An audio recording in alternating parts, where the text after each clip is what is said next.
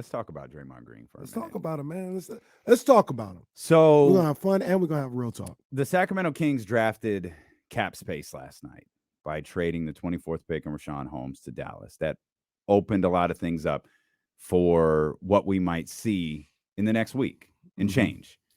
And I think part of that, and we'll talk a lot more about this with James Ham later on, I think part of that is the renegotiate and extend that James really has been talking about for months. He's talked about it as a potential idea. And the first time James brought it up, I was like, that seems very far-fetched and unrealistic. Turns out it's not. And I think yesterday went a really, really long way into making that possible. I think it also went a really long way in creating more cap space for players of high value. There's a number of players we're going to talk about because I think I might have been off on a couple of things in terms of like our assessment of like Harrison, Kyle Kuzma, Kelly Oubre, players of that ilk, but particularly with one of those individuals that I just named. We've heard for a few months, watch out for Sacramento when it comes to Draymond Green. Dating back to, I think, before the playoff series started, we heard, watch out for Sacramento with Draymond Green. Mike loves Draymond Green. And we laughed it off all the way up until about 9:30 last night. I got a text last night and it was like, hey, you might be a little off on your assessment of Draymond. Okay, what do you mean? There's a chance Draymond leaves the Golden State Warriors. Now, whether he really does or not remains to be seen. But there is a chance that he leaves. Man, that sounds crazy to me. Even after this Jordan Poole stuff, he's going to leave? I'll say definitively, I do not believe Draymond Green is leaving the Golden State Warriors. But apparently, he's considering it. And I'll keep some of the other things we were talking about to ourselves, but something dawned on me this morning where it was like, I need to dig a little bit further into this. When Hurst starts talking about it, it starts being out there a little bit. Is this real? Is this happening? I don't think, remember the disclaimer at the start of this show, the views and opinions expressed by the host of this program are the views and opinions of the host of this program. I don't think Draymond and the Kings is a real thing. I don't. I'm trying to find out, but I don't think that it is. And I tried to talk myself into how, well, wait a minute, why would this be such a bad thing? Couldn't do it. I couldn't do it. Like I believe he could do a lot of things for the team defensively, but you've outlined this. You've got to find a line. You've got to find the line of getting better defensively without blowing up what you're doing offensively. And having a player you, for the most part, don't have to guard is probably blowing up what you're doing offensively. That's not an indictment on Draymond Green's career. That's where Draymond is now. And I think those are two very different things. And I want to outline that because I know we have a lot of fun at Draymond's expense. I'm not trying to be funny here. I don't think Draymond Green today is the player that he was, 6 years ago or whatever. I think there are things that he did better 6 years ago than he does now. I don't think Draymond and the Kings are a thing. But I'm not going to completely take it off the table. I was the guy who said Brad Stevens is not trading Marcus Smart. Brad Stevens loves Marcus Smart. He's absolutely not trading him. I don't have to remind anybody what happened a couple of nights ago. Turns out I could be wrong in this. Marcus Smart is a Memphis Grizzly. So it's like, you got to be careful when you get definitive about a statement. And you look at that Jordan Poole, Chris Paul thing yesterday, and it's like, oh, they did that for Draymond. Draymond ain't going nowhere. I don't think that he is, but I wouldn't take anything off the table as it pertains to Draymond Green outside of the Golden State Warriors and as it pertains to Draymond Green with the Sacramento Kings. And that's all fair and it's all realistic. I know I'm not going to say I thought, it was going to happen because I didn't, and I still don't.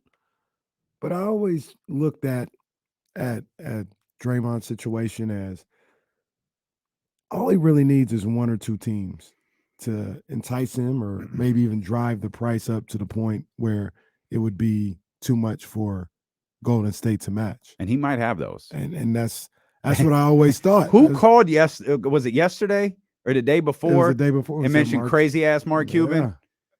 Well, I'm telling you, when I heard that call, and hours later, I heard Bill Simmons like, if they trade Bertans, they can make enough room to do it. Lo and behold, last night they trade Bertans. What team's Zion Williamson on? Pelicans. Okay. Yeah. You just mentioned Bill Simmons. I just asking. He was wrong about that. I didn't say Thursday. I don't know anything. I thought he was going to. I still think he's going to be traded. Still think Zion's going? Well, and now Scoot went number 3, so that probably made it more likely. Still think Zion's going. But yeah, he said Thursday. Well, he said he heard Thursday. But I thought about the whole Draymond thing. I was like, if he could just get 1-2 more people to get in the sweepstakes, get in a bidding war, I think there's a chance he might go. I still put it at 80% that he was coming back to the Warriors, and I keep it there. But like you mentioned, I think he has people interested, and some maybe more than others, but he's got people interested. I think if he left, I think he would go to Dallas. I think Dallas would push hard at him and give him the money he's looking for. I think that would be the case. But when you talk about the Kings and Draymond being on the Kings, look, let's lay it all out on the line, put the rat on the table, as Guru would say. I don't know why he says that. That's so odd to me. Draymond Green. Personally, the man, I don't know him. I've said a number of different times here. He doesn't seem like the kind of guy that I would associate with, but a lot of people seem to like Draymond. So there's obviously a good man there in some form or fashion. I don't really, from what I see of him, he wouldn't be somebody I move with, but a lot of people like Draymond. So I'll take that into consideration. So I preference that, saying none of this is personal. I don't know the man. I don't have no issue with him. On the court, in his career, he's done a lot of great things. He's a high IQ guy. He has a high basketball IQ. He is a very good defender, a top flight defender, for sure. I don't take none of that away from him. He's a good passer, all that stuff. I don't take none of that away from him. Here's where we get in trouble.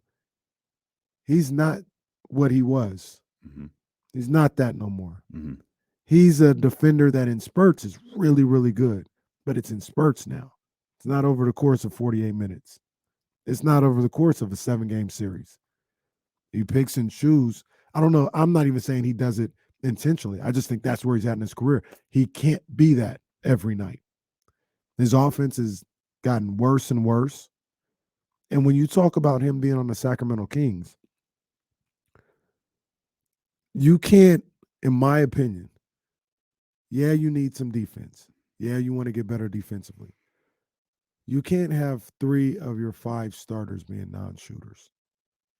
That would totally blow up everything that you established last season. When I talk about that, I'm talking about Sabonis. I'd be talking about Draymond.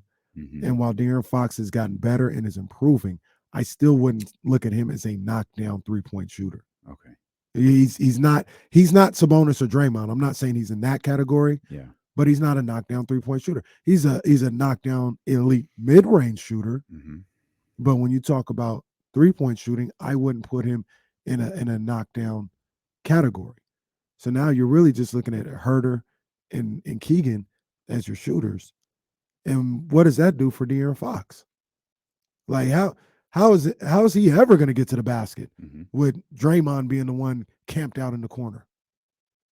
It makes, much like you, I tried to think about what benefit would it bring to them on the basketball court, and I couldn't find one that was good enough to overcome what I just talked about. It would destroy the offense. The number one thing we heard long before last night was Mike loves Draymond Green. Mm-hmm. That's not reason enough. Mm-mm. And as fun as it, I know, Winhurst always gets everybody's attention when he hypothesizes something because you wonder, is he hypothesizing or does he know it? Mm-hmm. To me, we've got a week till free agency. We've got a week and a couple hours. It's fun to talk about. Mm-hmm. I think it's fun to talk about Draymond Green. He's a championship player. He's a huge personality, and he's going to be he might be the first guy tweeted about on Friday when everyone's got their tweets loaded in their draft folders. Like, he might be the first one that goes out. Mm-hmm. I just think it's ultimately going to go back out to the Golden State Warriors. I agree. But I won't rule anything out. But I still think it's Golden State. I'll also say this about people who talk about. I expect it to get really noisy around Draymond next week, by the way. I agree with you on that too. Anybody, and this isn't to disparage him. I still think he did a great job.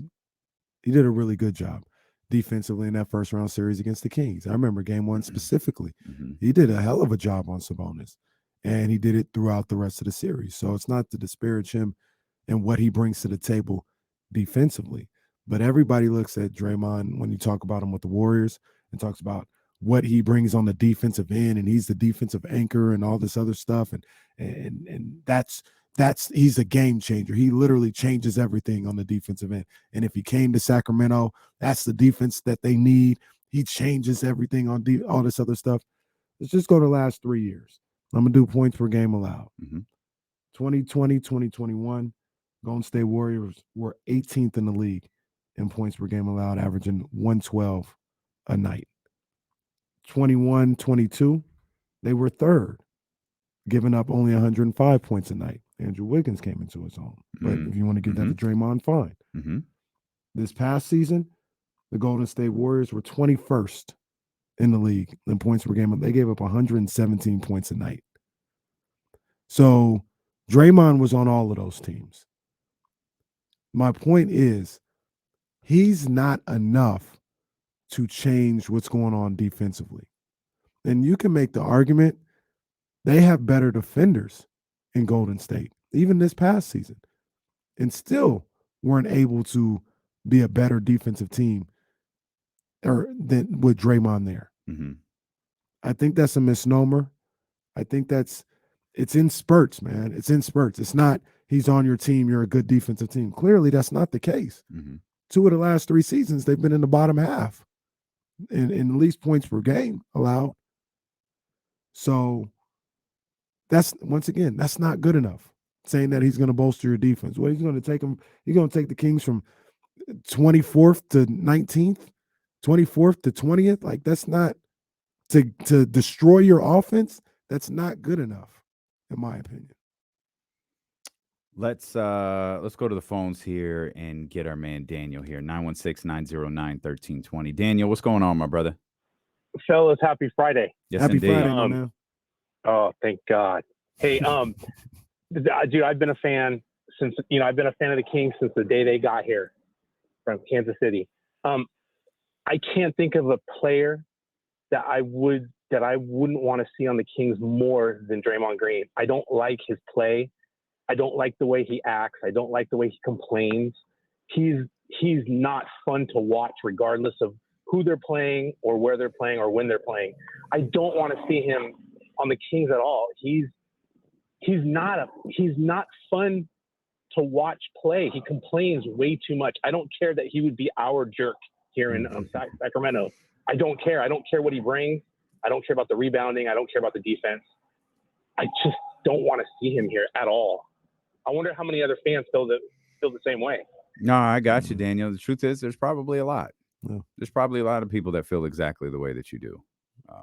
916-909-1320 if you want to get in on the conversation here. He's a polarizing personality, and I feel like he's loved in the Bay Area, and that's probably about it. I still want to be careful how I talk about him. No, like you said, and I don't think there's ever an athlete that we have attacked personally. But man, we really do get some jokes off on behalf of Draymond Green. Yeah. And I mean, some of them you just got to get these jokes off. Like, man, did like double stomped on Domantas Sabonis' chest. Like, come on, man. Like Draymond, come on, man. But I'll say here, we've always heard from Jason Jones, from other people we know around the league, Marcus Thompson, and others. Draymond's a good dude. Draymond's a really good dude. From a basketball perspective, it can get silly. And the stunt that he pulled at the Golden One Center during the playoffs is going to be tough. Every time I talk about Draymond Green, it's going to be tough to get that out of my mind. Because that was